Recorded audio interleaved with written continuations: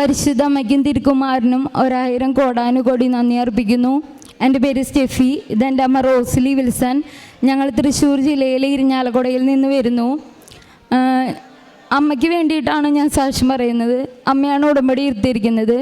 ഞങ്ങളുടെ അപ്പച്ചന് 50 വർഷമായിട്ടുള്ള മദ്യപാനവും പുകവലിയും ഉടമ്പടി എടുത്തതിൻ്റെ ഫലമായി മാറി കിട്ടി. അപ്പച്ചൻ 50 വർഷമായിട്ട് സ്ഥിരമായിട്ട് മദ്യപിക്കുകയും പുകവലിക്കുകയും ചെയ്തിരുന്നു. അതുമൂലം കുറേയേറെ ആരോഗ്യ പ്രശ്നങ്ങൾ ഉണ്ടായിട്ടും ഡോക്ടർമാരെ കാണുമ്പോൾ ഇത് നിർത്തണമെന്ന് പറയുന്നുണ്ടെങ്കിലും 2 ദിവസത്തേക്ക് നിർത്തും, അതേമേ വീണ്ടും തുടങ്ങും. അങ്ങനെയായിരുന്നു. പക്ഷെ അമ്മ ഉടമ്പടി എടുത്തതിൽ വെച്ചിരുന്ന ഒരു നിയോഗം അപ്പച്ചൻ്റെയും മദ്യപാനവും പുകവലിയും മാറി കിട്ടണമെന്നായിരുന്നു. പക്ഷെ ഞങ്ങൾക്ക് സ്വപ്നത്തിൽ പോലും പ്രതീക്ഷ ഉണ്ടായിരുന്നില്ല ഞങ്ങളുടെ അപ്പച്ചൻ മദ്യപാനം പുകവലിയും പൂർണ്ണമായിട്ട് ഉപേക്ഷിക്കുമെന്ന്. അമ്മ ഉടമ്പടി എടുത്ത് ഒരു 6 മാസത്തിനുള്ളിൽ തന്നെ അപ്പന് തന്നെ തോന്നി അപ്പൻ പുകവലി ആദ്യം ഉപേക്ഷിച്ചു. എന്നും അപ്പന് കൊടുക്കുന്ന ഭക്ഷണത്തിൽ അമ്മയോട് നിന്ന് കിട്ടിയ നേർച്ച വസ്തുവായി ഉപ്പ് ചേർത്തിട്ടാണ് കൊടുത്തിരുന്നത്. അങ്ങനെ 6 മാസത്തിനുള്ളിൽ തന്നെ അപ്പച്ചൻ്റെ പുകവലി പൂർണ്ണമായി മാറി കിട്ടി. പിന്നെ ഒരു ദിവസം അപ്പച്ചൻ ഇങ്ങനെ ബാങ്കിലേക്ക് പോയതാണ്. പക്ഷേ വീടിൻ്റെ അടുത്ത് തന്നെയാണ് ബാങ്ക്. പോയെന്നുണ്ടെങ്കിലും വഴി അറിയാണ്ട് തിരിച്ചു വരാണ് ചെയ്തത്. കുറേ ചുറ്റിക്കറങ്ങി എങ്ങനെയാണെന്ന് അറിയാണ്ട് ഒരു ഓർമ്മക്കുറവ് പോലെ വന്ന് ആരോടൊക്കെയോ ചോദിച്ച് തിരിച്ച് വീട്ടിലേക്ക് എത്തി. അങ്ങനെ വീട്ടിലേക്ക് എത്തി കഴിഞ്ഞിട്ട് അമ്മയുടെ അടുത്ത് പറഞ്ഞു, എടി എനിക്ക് ഓർമ്മ എന്തോ ബാങ്കിലേക്ക് പോയിട്ട് എനിക്ക് ബാങ്ക് എവിടെയാണെന്ന് വരെ ഞാൻ മറന്നുപോയി, എന്തോ ഓർമ്മയ്ക്ക് ഇതുപോലെ തോന്നണമെന്ന് പറഞ്ഞു. അപ്പോൾ ഓൾറെഡി അപ്പച്ചന് ഷുഗറും പ്രഷറും ഉള്ള ആളാണ്. അപ്പം ഞാൻ ഒരു ഹോസ്പിറ്റലിൽ വർക്ക് ചെയ്യണേ. അപ്പോൾ അമ്മ എന്നെ വിളിച്ച് പറഞ്ഞു, എടി അപ്പച്ചൻ ഇങ്ങനെ പറയേണ്ടതെന്ന് പറഞ്ഞപ്പോൾ ഞാൻ അമ്മോട് പറഞ്ഞു, അപ്പച്ചനെ കൊണ്ട് ഹോസ്പിറ്റലിലേക്ക് വായോ. അങ്ങനെ വന്ന് അവിടെ ചെന്ന് ഷുഗർ നോക്കി, ഷുഗർ ലോ ആവുന്നുണ്ട്. പക്ഷേ ഡോക്ടർ പരിശോധിച്ചിട്ട് പറഞ്ഞു, അതുകൊണ്ടല്ല ഈ ഓർമ്മക്കുറവ് വരണേ, നമുക്കൊരു ECG എടുത്ത് നോക്കാമെന്ന് പറഞ്ഞു. അങ്ങനെ ECGയും കുറച്ച് ബ്ലഡ് ടെസ്റ്റുകളും ചെയ്തു. അതിലപ്പന് ECGയിൽ വേരിയേഷൻ ഉണ്ടായിരുന്നു. കാർഡിയാക്കിനെ കാണിക്കാൻ പറഞ്ഞു. കാർഡിയാക്കിനെ കാണിച്ച് എക്കോ ചെയ്തതിലും വേരിയേഷൻ ഉണ്ടായിരുന്നു. ഉടനെ തന്നെ അപ്പം തന്നെ ഞങ്ങൾ തൃശ്ശൂർ ഹോസ്പിറ്റലിലേക്ക്, ഒരു പ്രൈവറ്റ് ഹോസ്പിറ്റലിലേക്ക് റെഫർ ചെയ്യാണ് ഉണ്ടായേ. അവിടെ ചെന്ന് ആൻജിയോഗ്രാം ചെയ്യണം, എമർജൻസി ആയിട്ട് ആൻജിയോഗ്രാം ചെയ്യണമെന്ന് പറഞ്ഞു. ആൻജിയോഗ്രാം ചെയ്തു. ആൻജിയോഗ്രാം ചെയ്ത് കഴിഞ്ഞിട്ടാണ് ശരിക്കും നമ്മൾ ഡോക്ടർ റിപ്പോർട്ട് പറയാം. പക്ഷേ ആ വേഷത്തിൽ തന്നെ ഡോക്ടർ ഞങ്ങൾ വിളിപ്പിച്ചു. എന്നിട്ട് പറഞ്ഞു, 2 വലിയ ബ്ലോക്കും ഒരു ചെറിയ ബ്ലോക്കും ഉണ്ട്, ഇപ്പം തന്നെ ആൻജിയോപ്ലാസ്റ്റി ചെയ്യണം, ഒരു റിസ്ക് ആണെന്ന് പറഞ്ഞു. അപ്പോൾ ഞങ്ങൾ പക്ഷേ ഒരു ബ്ലോക്ക് സ്റ്റഡ് ഇടുന്നതിന് വരെ വലിയൊരു എമൗണ്ടാണ് പറഞ്ഞത്. അപ്പോൾ അത് ഞങ്ങളെ കൊണ്ട് ആ സാഹചര്യത്തിൽ എടുക്കാൻ പറ്റാത്തതുകൊണ്ട്, ഞാൻ ഒരു ഹോസ്പിറ്റലിൽ വർക്ക് ചെയ്യുന്നതായതുകൊണ്ടും ഞാൻ എൻ്റെ ഹോസ്പിറ്റലിലെ ഡോക്ടേഴ്സിനോട് അഭിപ്രായം ചോദിച്ചു. അപ്പോൾ അവർ പറഞ്ഞു, നീ പേടിക്കണ്ട, അങ്ങനെ പറഞ്ഞാൽ നീ വേറൊരു ഡോക്ടറെയും കൂടി അഭിപ്രായം തേടിയിട്ട് ഈ ആൻജിയോപ്ലാസ്റ്റിക്ക് നിന്നാൽ മതി എന്ന് പറഞ്ഞു. അങ്ങനെ ഞങ്ങളുടെ നിർബന്ധപ്രകാരം ആ ഹോസ്പിറ്റലിൽ നിന്ന് ഡിസ്ചാർജ് വാങ്ങിച്ച് ഞങ്ങൾ അമല ഹോസ്പിറ്റലിൽ പോയി അവിടുത്തെ ഒരു കാർഡിയാക്കിനെ കാണാനുണ്ടായി. അപ്പം ഞങ്ങൾ പോണ വഴിയൊക്കെ അപ്പന് ഈ തേനും ഉപ്പൊക്കെ കൊടുക്കുന്നുണ്ടായി. അമ്മ തൈലം വെച്ച് പ്രാർത്ഥിക്കുന്നുണ്ട്. ഞങ്ങൾ പ്രാർത്ഥിച്ചത് ഇങ്ങനെയായിരുന്നു, ദൈവമേ സർജറി കൂടാതെ മരുന്നുമ്മ ഞങ്ങൾക്കത് അലിയിപ്പിച്ച് കളയാനായിട്ട് പറ്റണേ, ഞങ്ങൾക്ക് സർജറി കൂടാണ്ട് അങ്ങനെ ചെയ്യാൻ പറ്റുക ഞങ്ങൾ ഈ ആൾത്താരയിൽ, അമ്മയുടെ ആൾത്താരയിൽ വന്ന് സാക്ഷ്യം പറയാമെന്ന് ഞങ്ങൾ പ്രാർത്ഥിച്ചു. അങ്ങനെ അവിടെ ചെന്ന് റിപ്പോർട്ട് കണ്ടു കഴിഞ്ഞപ്പോൾ ഒരിക്കലും സർജറി ചെയ്യാണ്ട് പറ്റാത്തൊരു കേസായിരുന്നു. പക്ഷേ ഡോക്ടർ ഞങ്ങൾ വിചാരിച്ച പോലെ ഞങ്ങളോട് പറഞ്ഞു, നിങ്ങൾ പേടിക്കേണ്ട, വലിയ ബ്ലോക്കാണ്, എങ്കിൽ കൂടിയും നമുക്കിത് മരുന്നുമേ അലിയിപ്പിക്കാം, മരുന്നുമേ പറ്റുമെന്ന് നോക്കാം, ഞാൻ പറയണ പോലെ നിങ്ങൾ പോയാൽ മതി എന്ന് പറഞ്ഞു. അപ്പോൾ ഡോക്ടർ ഇങ്ങനെ മദ്യപിക്കുമെന്ന് പറഞ്ഞു കഴിഞ്ഞപ്പോൾ ഡോക്ടർ പറഞ്ഞു, മദ്യപാനം നിർത്താമെന്നുണ്ടെങ്കിൽ ഞാൻ ഈ ഗുളികമേ നിങ്ങൾക്കിത് നിർത്തി തരാമെന്ന് പറഞ്ഞു. അങ്ങനെ വീട്ടിൽ വന്നെങ്കിലും അപ്പച്ചന് പിന്നെയും ഇങ്ങനെ മദ്യം കഴിക്കണമെന്നൊക്കെ തോന്നിക്കൊണ്ടിരുന്നു. പിന്നെ അത് അപ്പച്ചൻ പരിശുദ്ധ മാതാവിൻ്റെ ഇവിടെ നിന്ന് കിട്ടിയ നേർച്ച വസ്തുക്കളൊക്കെ ഉപയോഗിച്ച് പിന്നെ ഇതുവരെ അപ്പം മദ്യപിക്കുകയും ചെയ്തിട്ടില്ല.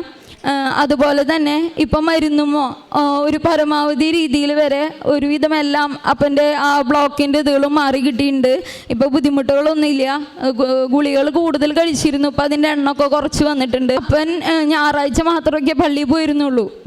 പിന്നെ അപ്പൻ എല്ലാ ദിവസവും നടക്കാൻ ഇച്ചിരി ബുദ്ധിമുട്ടുണ്ട്. പക്ഷെ എങ്കിൽ കൂടിയും എല്ലാ ദിവസവും അപ്പം പള്ളിയിൽ പോവും. അമ്മയും എല്ലാ ദിവസവും ഞങ്ങളെല്ലാവരും പള്ളിയിൽ പോവുകയൊക്കെ ചെയ്യാറുണ്ട്. പിന്നെ ഒരു സാക്ഷ്യം പറയാനുള്ളതെന്ന് വെച്ച് കഴിഞ്ഞാൽ, ഉടമ്പടി എൻ്റെ ഹസ്ബൻഡ് ഗൾഫിലായിരുന്നു. ഗൾഫിൽ നിന്ന് ലീവിന് വന്ന് കഴിഞ്ഞപ്പോൾ ഞങ്ങളോട് പറഞ്ഞു കുറച്ചാളായിട്ട് കാല് വേദന ഉണ്ട്, ആൾക്ക് ഈ വലത്തെ സൈഡ് കാല് വേദന ഉണ്ടെന്ന് പറഞ്ഞു.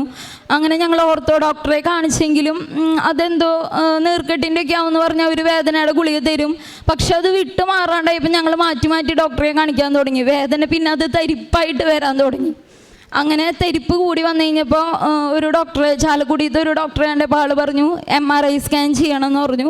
അങ്ങനെ MRI ചെയ്തപ്പോൾ ഇതിൻ്റെ കാരണം കണ്ടുപിടിച്ചത് എന്താണെന്ന് വെച്ചാൽ സ്പൈനൽ കോഡിൻ്റെ ഉള്ളിൽ ഞരമ്പുകൾ പോകുന്നതിൻ്റെ ഇടയിൽ കൂടെ ആൾക്ക് ഒരു സിസ്റ്റ് വളരുന്നുണ്ട്, ചെറിയൊരു സിസ്റ്റ് വളരാണ്. ആ സിസ്റ്റ് വളർച്ച കൂടുന്നതിൻ്റെ ഫലമായിട്ട് ഈ ഞരമ്പുകൾക്ക് ഇങ്ങനെ പോവാൻ രക്തോട്ടം കുറയണതിൻ്റെ ഫലമായിട്ടാണ് ഈ കാലുമേക്കുള്ള തരിപ്പും വേദനയൊക്കെ അനുഭവപ്പെടുന്നത്. അതിന് ഒരു മരുന്നും ഇല്ല, സർജറി ഇല്ലാണ്ട് ഒരു മരുന്നും ഇല്ല, ഗുളിയൊന്നും തരാൻ പറ്റില്ല. പിന്നെ വേദന കുറയ്ക്കാനായിട്ട് വേദന സംഹാരി തരാൻ മാത്രമേ പറ്റുള്ളൂ എന്ന് പറഞ്ഞു. അങ്ങനെ ഞങ്ങൾ മാതാവിനോട് പ്രാർത്ഥിച്ച് സർജറിക്ക് അഡ്മിറ്റായി. 8 മണിക്കൂറത്തെ സർജറിയാണ്, എന്നുവെച്ചാൽ മേജർ സർജറിയാണ്. സ്പൈനൽ കോഡിനുള്ളിൽ കൂടെ എല്ലാ ഞരമ്പുകളും പോകുന്നുണ്ട്. അപ്പോൾ ഏതെങ്കിലും ഒരു ഞരമ്പിന് എന്തെങ്കിലും പറ്റി കഴിഞ്ഞാൽ പിന്നെ ആ ഭാഗം തളരെ എന്തെങ്കിലും ഉണ്ടാവും എന്ന് പറഞ്ഞു. അങ്ങനെ സർജറിക്ക് ആളെ കയറ്റണതിന് മുമ്പ് ഞങ്ങൾ വിശുദ്ധ തൈലം പുരട്ടി തേനൊക്കെ കൊടുത്തിട്ടാണ് സർജറിക്ക് പറഞ്ഞയച്ചത്. ഈ സർജറി തുടങ്ങി കഴിയണ വരെ ഞങ്ങൾ മുട്ടുമ്പോൾ നിന്ന് മാതാവിനോട് പ്രത്യക്ഷീകരണ പ്രാർത്ഥന ചെല്ലുകയാണ് ചെയ്തിരുന്നത്. മാതാവിൻ്റെ തിരി കത്തിച്ച് വെച്ച് ഈ 8 മണിക്കൂർ ഞങ്ങൾ സർജറിക്ക്, അന്ന് കോവിഡ് സമയമായിരുന്നു. അപ്പോൾ ഒരാളെ മാത്രമാണ് ഹോസ്പിറ്റലിൻ്റെ ഉള്ളിലേക്ക് ബൈസ്റ്റാൻഡറായിട്ട് നിർത്തുള്ളൂ. അപ്പോൾ ഞാൻ ഒറ്റയ്ക്കാണ്, എനിക്ക് ആരോടൊന്നും പറയാനൊന്നിനും പറ്റണില്ല. പുറത്ത് അമ്മ ഇവരൊക്കെ പ്രാർത്ഥിക്കുന്നുണ്ട്. അത് കഴിഞ്ഞ് ഡോക്ടർ സർജറി കഴിഞ്ഞ് ആ വേഷത്തിൽ എന്നെ വിളിപ്പിച്ചു. എന്നിട്ട് പറഞ്ഞു സർജറി ചെയ്തു, കുഴപ്പമൊന്നുമില്ല, ആളൊക്കെയാണ്. എടുത്ത സിസ്റ്റം എനിക്ക് കാണിച്ചു തന്നു. എന്നിട്ട് പറഞ്ഞു ഇതിലൊരു സംശയമുണ്ട്, നമുക്കിതൊന്ന് ബയോപ്സിക്ക് അയക്കണം എന്ന് പറഞ്ഞു. അങ്ങനെ ബയോപ്സിക്ക് അയച്ചു. 2 ദിവസത്തിനുള്ളിൽ ഡിസ്ചാർജ് ചെയ്യാമെന്നാണ് പറഞ്ഞത് ഞങ്ങളെ. അങ്ങനെ 2ാമത്തെ ദിവസം അവർ നടത്തി നോക്കി, ഡിസ്ചാർജ് ചെയ്യാം, ട്യൂബ് ഊരാം എന്ന് പറഞ്ഞ് ട്യൂബ് ഊരിപ്പോൾ ഈ ട്യൂബിൻ്റെ ഫ്രണ്ട് പോർഷൻ ഈ നമ്മൾ സ്റ്റിച്ച് ഇട്ടപ്പോൾ അതിൻ്റെ കൂടെ അവർ കൂട്ടി തുന്നിപ്പോയി, സ്റ്റിച്ച് ഇട്ടയിൽ കൂട്ടി അടിച്ചു പോയി. അപ്പോൾ ഊരിപ്പോയി, എൻ്റെ ഫ്രണ്ട് പോർഷൻ മാത്രം അവിടെ ഇരുന്നു, ബാക്കിയുള്ള ട്യൂബാണ് ഊരിപ്പോകുന്നത്. അപ്പോൾ ഡോക്ടർ വിളിപ്പിച്ചിട്ട് പറഞ്ഞു ഇത് 2ാമത് ഓപ്പറേറ്റ് ചെയ്യണം, ഓപ്പറേറ്റ് ചെയ്തിട്ട് ഈ ഫ്രണ്ട് പോർഷൻ അതിൻ്റെ ഉള്ളിലാണ് ഇരിക്കണത്, 2ാമത് ഓപ്പറേറ്റ് ചെയ്തെടുക്കണം എന്ന് പറഞ്ഞു. സർജറി കഴിഞ്ഞ് 2ാം ദിവസം വീണ്ടും ഓപ്പറേഷൻ കയറ്റി ഇതിൻ്റെ ഫ്രണ്ട് പോർഷൻ 2ാമത് എടുത്ത് ഓപ്പറേഷൻ കഴിഞ്ഞ് 2 ദിവസം കഴിഞ്ഞപ്പോൾ ഞങ്ങൾ വീട്ടിലേക്ക് വിട്ടു. അപ്പം ഇനി ബയോപ്സിയുടെ റിപ്പോർട്ട് കിട്ടുമ്പോൾ വന്നാൽ മതി എന്ന് പറഞ്ഞു ഞങ്ങളോട് ഡോക്ടർ. ബയോപ്സിയുടെ റിപ്പോർട്ട് കിട്ടുമ്പോൾ ഹോസ്പിറ്റലിൽ നിന്ന് വിളിക്കുമെന്ന് പറഞ്ഞു. അങ്ങനെ ഒരു ദിവസം വിളിക്കുകയാണ്, ഹോസ്പിറ്റലിൽ നിന്ന് 2 ദിവസം കഴിഞ്ഞപ്പോൾ വിളിക്കുകയാണ്, ബയോപ്സിയുടെ റിപ്പോർട്ട് വന്നിട്ടുണ്ട്, പക്ഷേ ഡോക്ടർ നിങ്ങളെ ഒന്ന് കാണണം അല്ലെങ്കിൽ ഫോൺ കോളിലൂടെ ബന്ധപ്പെടണമെന്ന് പറഞ്ഞിട്ടുണ്ടെന്ന് പറഞ്ഞു. അങ്ങനെ ഞാൻ ഡോക്ടറെ വിളിച്ചു. ഡോക്ടർ അപ്പോൾ എൻ്റെ അടുത്ത് പറഞ്ഞു ബയോപ്സിയുടെ റിസൾട്ട് വന്നു, പക്ഷെ അതിലും ഞങ്ങൾക്ക് ഒരു ഡൗട്ടുണ്ട്, അത് ഒരു CA ടെസ്റ്റിന് വേണ്ടിയിട്ട് അയക്കണം, ഒരു ഡൗട്ടുണ്ടെന്ന് പറഞ്ഞു. അപ്പം ഞങ്ങൾ അയക്കാമെന്ന് പറഞ്ഞ് അയക്കാനുള്ള അറേഞ്ച്മെൻറ്റ് ചെയ്തിട്ട് പിറ്റേ ദിവസം കാലത്ത് തന്നെ ഞാൻ അമ്മയും കൂടി ഇവിടെ വന്ന് അമ്മേനെ കണ്ട് സങ്കടം പറഞ്ഞു. അപ്പോൾ അച്ഛനെ കാണാൻ ടോക്കൺ കിട്ടി. ഞങ്ങൾ അച്ഛനെ കണ്ടിട്ട് അച്ഛനോട് എനിക്കിത് പറയാൻ പറ്റുന്നുണ്ടായില്ല എൻ്റെ സങ്കടം കാരണം. അപ്പം അച്ഛൻ്റെ പുറത്ത് തട്ടിയിട്ട് പറഞ്ഞു നീ എന്തിനാ സങ്കടപ്പെടണേ, നീ അമ്മ മാതാവിൻ്റെ അടുക്കലേക്കല്ലേ വന്നിരിക്കണേ, പ്രാർത്ഥിക്കുന്നു പറഞ്ഞു. അച്ഛൻ്റെ ഇന്ന് ഡോക്യുമെൻറ്റ്സ് വാങ്ങിച്ച് മാതാവിൻ്റെ രൂപത്തുമ്പോൾ തൊട്ട് പ്രാർത്ഥിച്ച് തിരിച്ചു വന്നിട്ട് എന്നോട് പറഞ്ഞു നിൻ്റെ ഭർത്താവിനെ പൂർണ്ണമായിട്ട് ആരോഗ്യവാനായിട്ട് നിനക്ക് തിരിച്ചു കിട്ടും, നിനക്ക് ഉറപ്പുണ്ടോ എന്ന് ചോദിച്ചു. നീ മാതാവ് വിശ്വസിക്കുന്നുണ്ടോ എന്ന് ചോദിച്ചു. ഞാൻ പറഞ്ഞു ഉറപ്പുണ്ട്, ഞാൻ മാതാവിൽ വിശ്വസിക്കുന്നുണ്ട് എന്ന് പറഞ്ഞു. അച്ഛൻ പറഞ്ഞു നീ ധൈര്യമായിട്ട് പ്രാർത്ഥിച്ചു, മാതാവ് നിൻ്റെ ഭർത്താവിന് ഒരു കുഴപ്പം കൂടാണ്ട് പൂർണ്ണ ആരോഗ്യവാനായിട്ട് നിനക്ക് തരും, ടെസ്റ്റിലൊന്നും ഒരു കുഴപ്പമുണ്ടാവില്ല, നീ ഇവിടെ വന്ന് സാക്ഷ്യം പറയണമെന്ന് പറഞ്ഞു. അങ്ങനെ 2 ദിവസം കഴിഞ്ഞപ്പോൾ അതിൻ്റെ റിസൾട്ട് വന്നപ്പോൾ ഡോക്ടർ ഞങ്ങളോട് പറഞ്ഞു ഒരു കുഴപ്പമില്ല, സാധാ ഒരു സിസ്റ്റായിരുന്നു അത്, ഞങ്ങൾക്കൊരു ഡൗട്ട് ഉണ്ടായിരുന്നു CA അങ്ങനായിട്ട് തിരിയുമെന്നൊരു ഡൗട്ട് ഉണ്ടായിരുന്നു, പക്ഷെ ഒരു കുഴപ്പമില്ല എന്ന് പറഞ്ഞു. പക്ഷെ അമ്മ മാതാവ് ഒറ്റ ഒരാൾ കാരണമാണ് ആ സിസ്റ്റം അങ്ങനെ ആയെന്ന് ഞങ്ങൾക്ക് ഉറപ്പുണ്ട്. കാരണം 2 പ്രാവശ്യം അവർ ബയോപ്സിക്ക് അയച്ചു, അവർക്ക് അത്ര ഉറപ്പുള്ളത് കൊണ്ടാണ് അവർ 2ാമത്തെ പ്രാവശ്യം ബയോപ്സിക്ക് അയച്ചത്. പക്ഷെ അമ്മ മാതാവ് ഞങ്ങളെ കനിഞ്ഞനുഗ്രഹിച്ചു. പിന്നെ അമ്മ നിയോഗത്തിൽ വെച്ച ഒരു കാര്യം, ഞങ്ങളുടെ ചേട്ടൻ്റെ വീട് പണിയായിരുന്നു. വലിയ സാമ്പത്തികം ഒന്നും കരുതി വെച്ചിട്ടല്ല വീട് പണി ഞങ്ങൾ സ്റ്റാർട്ട് ചെയ്തേ. പക്ഷേ ഞങ്ങൾ വിചാരിച്ചതിലും നല്ല രീതിയിൽ ഞങ്ങൾക്ക് വീട് പണി ഒരു കൊല്ലത്തിനുള്ളിൽ, ഒരു കൊല്ലം തറക്കല്ലിട്ട് ഒരു കൊല്ലത്തിനുള്ളിൽ തന്നെ ഞങ്ങൾക്ക് കയറി താമസിക്കാൻ സാധിച്ചു. പിന്നെ എൻ്റെ ഹസ്ബൻഡിനും ചേട്ടനെ എയർപോർട്ടിൽ ജോലിക്ക് വേണ്ടിയിട്ട് അവർ ട്രൈ ചെയ്തിരുന്നു. 2-3 തവണ ട്രൈ ചെയ്തിട്ടും ഫെയിലാവാണ് ചെയ്തിരുന്നത്.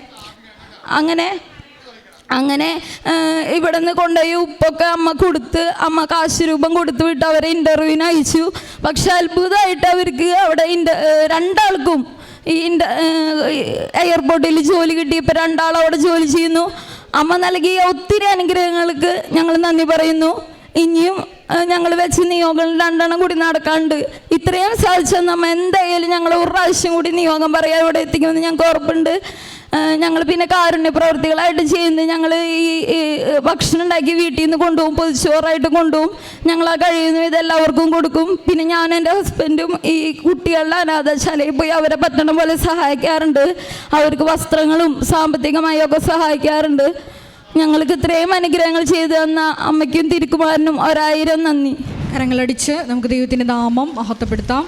ഈ സഹോദരി പറഞ്ഞ സാക്ഷ്യം വ്യക്തമാണ്. റോസ്ലി എന്ന ഈ അമ്മയാണ് ആദ്യമായിട്ട് കൃപാസനത്തോട് കടന്നു വന്ന് ഉടമ്പടി എടുക്കുന്നത്. അതിൽ വെച്ചിരുന്ന വലിയ വിഷയം എന്ന് പറയുന്നത് 50 കൊല്ലമായിട്ടുണ്ടായിരുന്ന ഹസ്ബൻഡിൻ്റെ പുകവലിയും മദ്യപാനവുമാണ്. അപ്പോൾ ഉടമ്പടിയിൽ വെച്ച് 6 മാസത്തിനുള്ളിൽ തന്നെ ഹസ്ബൻഡിൻ്റെ പുകവലി പൂർണ്ണമായിട്ട് വിട്ടുമാറി. പക്ഷേ മദ്യപാനം നിർത്തിയിരുന്നില്ല. അതിൽ വലിയൊരു അസുഖത്തിലൂടെയാണ് ഈ ഹസ്ബൻഡിൻ്റെ ആ ഒരു പൂർണ്ണമായ ഒരു തിരിച്ചുവരവ് പരിശുദ്ധ മാതാവ് സാധ്യമാക്കിയത്. ഹസ്ബൻഡ് പെട്ടെന്ന് ഒരു വിഷമത വരികയും അത് എക്കോയും എല്ലാം ചെയ്തപ്പോൾ, ECG എല്ലാം ചെയ്തപ്പോൾ കാർഡിയക് ബ്ലോക്ക് ഉണ്ടെന്ന് തെളിയുകയും ആദ്യം സർജറി വേണമെന്ന കേസാണെങ്കിൽ പോലും നമുക്കറിയാം ഉടമ്പടിയിൽ ഒരു വിഷയം വെച്ച് വരുമ്പോൾ പരിശുദ്ധ ദേവമാതാവിനോട് മധ്യസ്ഥതയിൽ ഉടമ്പടി വെച്ച് പ്രാർത്ഥിക്കുമ്പോൾ നമുക്കറിയാം പരിശുദ്ധ അമ്മയുടെയും കൂടി ഒരു റെസ്പോൺസിബിലിറ്റിയാണ് മക്കളെ സംരക്ഷിക്കുക എന്നുള്ളത്. ആ ഒരു വലിയ സംരക്ഷണം ആ മകനും കിട്ടി. സർജറി കൂടാതെ തന്നെ അലിയിച്ച് കളയാനുള്ള ഒരു മരുന്നോടുകൂടി ആ മകൻ്റെ ആ ഒരു രോഗസൗഖ്യം സാധ്യമാവുകയും മാത്രമല്ല കൊളോസസ് 3:10 തിരുവചനം അനുസരിച്ച് ഒരു പുതിയ സൃഷ്ടിയാക്കി ആ മകനെ രൂപാന്തരപ്പെടുത്തുകയും ചെയ്തു എന്നാണ് സാക്ഷ്യത്തിൽ പറഞ്ഞത്. മൂന്നാമതായിട്ട് പറഞ്ഞത് ഈ സഹോദരിയുടെ ഹസ്ബൻഡിൻ്റെ വിഷയമാണ്. അപ്പോൾ നിങ്ങൾക്കറിയാം ഒരു നോർമലായിട്ടിരിക്കുന്ന ഒരു വ്യക്തിയെ സംബന്ധിച്ചിടത്തോളം പെട്ടെന്ന് ഒരു അസുഖം ഡെവലപ്പ് ചെയ്യുമ്പോൾ ഒരുപാട് മാനസിക സംഘർഷങ്ങളിലൂടെയായിരിക്കും ആ വ്യക്തി കടന്നു പോകുന്നത്. അതിനിടയ്ക്കാണ് സർജറി, മേജർ സർജറിയാണ്. ഒപ്പം തന്നെ അത് ബയോപ്സിക്ക് വിടേണ്ട ഒരവസ്ഥ വന്നത്. ആ സമയം നമുക്കറിയാം എമർജൻസി ആയിട്ടുള്ള എല്ലാ വിഷയങ്ങളും നമ്മൾ എല്ലാ ദിവസവും വ്യാഴം ഞായർ ഒഴിച്ചുള്ള എല്ലാ ദിവസങ്ങളും ബഹുമാനപ്പെട്ട VP ജോസഫ് അച്ഛൻ്റെ അടുത്ത് നിങ്ങൾക്ക് റിപ്പോർട്ട് കൊണ്ടുവന്നാൽ കാണാൻ പറ്റും. അപ്രകാരം ഈ സഹോദരിയും ബഹുമാനപ്പെട്ട VP ജോസഫ് അച്ഛനെ കണ്ട് പ്രാർത്ഥന സഹായം ആവശ്യപ്പെട്ടിരുന്നു. അച്ഛൻ ഡോക്യുമെൻറ്റ്സ് എല്ലാം ദൈവമാതാ പരിശുദ്ധമ്മ പ്രത്യക്ഷപ്പെട്ട ആൾത്താരയിൽ സമർപ്പിച്ച് പ്രാർത്ഥിച്ചിട്ട് നിൻ്റെ ഹസ്ബൻഡ് പൂർണ്ണ സൗഖ്യത്തോട് തിരിച്ചു വരുമെന്ന് പറഞ്ഞു. അത് പരിശുദ്ധാത്മാവിനാൽ പ്രേരിതനായി ബഹുമാനപ്പെട്ട VP ജോസഫ് അച്ഛൻ നൽകുന്ന സന്ദേശമാണ്. അത് അങ്ങനെ തന്നെ സംഭവിച്ചു. ഹസ്ബൻഡിന് റിസൾട്ട് 2 തവണ അത് ബയോപ്സി റിപ്പോർട്ട് വിട്ടായിരുന്നു. അപ്പോൾ യാതൊരു പ്രശ്നമില്ലെന്നാണ് സാക്ഷ്യത്തിൽ നമ്മളോട് പങ്കുവച്ചത്. മരിയൻ ഉടമ്പടി വഴിയായിട്ട് ചെറുതും വലുതുമായിട്ടുള്ള ലഭിച്ച എല്ലാ അനുഗ്രഹങ്ങൾക്കും ഒരിക്കൽ കൂടി കരങ്ങളടിച്ച് നമുക്ക് ദൈവമാതാവിനെ ദൈവപിതാവിനെ മഹത്വപ്പെടുത്താം. യേശുവേ നന്ദി, യേശുവേ സ്തോത്രം. അത്യപൂർവ ദൈവാനുഭവങ്ങൾ ഇനി നിങ്ങൾക്കും സ്വന്തം. ഈ യൂട്യൂബ് ചാനൽ ഇതുവരെ സബ്സ്ക്രൈബ് ചെയ്തിട്ടില്ലെങ്കിൽ ഇപ്പോൾ തന്നെ സബ്സ്ക്രൈബ് ചെയ്യുക. ഈ വീഡിയോ ഇപ്പോൾ തന്നെ നിങ്ങളുടെ സുഹൃത്തുക്കൾക്ക് ഷെയർ ചെയ്തുകൊണ്ട് കർത്താവിൻ്റെ പ്രേക്ഷിതരാകുക.